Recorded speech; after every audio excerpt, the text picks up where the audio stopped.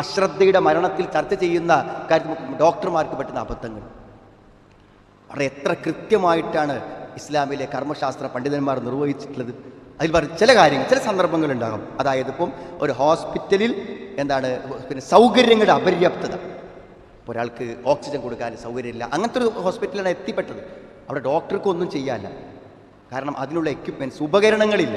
അങ്ങനത്തെ ഒരു സാഹചര്യത്തിൽ ഒരു പക്ഷേ ആ ഡോക്ടർക്ക് ഒരു എക്സ്ക്യൂസ്, അതിനൊരു അതേപോലെ തന്നെ പിന്നെ ഡോക്ടർക്ക് പരിചയക്കുറവുള്ള ഡോക്ടർക്ക് എത്തി വേറൊരു ഓപ്ഷൻ ഇല്ല.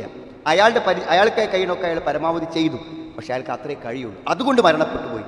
അതിലും ഒരു പക്ഷേ അയാൾക്ക് ഇളവുണ്ടാവാം. എന്നാൽ സുഹൃത്തുക്കളെ, തൻ്റെ ലാഭത്തിനു വേണ്ടി, സാമ്പത്തികമായ ലാഭത്തിന് വേണ്ടി എഴുതിയൊരു മരുന്ന് അല്ലെങ്കിൽ നടത്തിയ ഒരു സർജറി അതൊരാളെ അപകടത്തിലേക്ക് നയിക്കുന്നുവെങ്കിൽ തീർച്ചയായും അത് അയാൾക്ക് ഉത്തരവാദിത്വമുള്ള ഒരു കൊലപാതകം തന്നെയാണെന്ന്. ശരി, അതേപോലെ തന്നെ ഒരാൾ ചികിത്സ അറിയാവുന്ന ഒരാൾ അശ്രദ്ധ മൂലം ആ ചികിത്സ ശരിയായി നിർവഹിക്കാതിരിക്കാം. ഒരു തിയേറ്ററിൽ കയറുമ്പോൾ അതിന് കുറേ നിയമങ്ങളുണ്ട്, അത് പാലിക്കാതെ അയാൾ ചെയ്തു. അങ്ങനെ ഓപ്പറേഷൻ ചെയ്ത രോഗിക്ക് പിന്നെ എന്തെങ്കിലും വിഷമങ്ങളോ തകരാറുകളോ ഉണ്ടായി എന്ന് വിചാരിക്കുക. അങ്ങനെ വന്നാൽ തീർച്ചയായും അയാൾ ഉത്തരവാദിയല്ലേ? ഒരു ജീവനിലാണ് കൈവെക്കുന്നതെന്ന ഓർമ്മ തീർച്ചയായും ജീവനെ ചികിത്സിക്കുന്ന ആളുകൾക്ക് ഉണ്ടാവേണ്ടതുണ്ട്.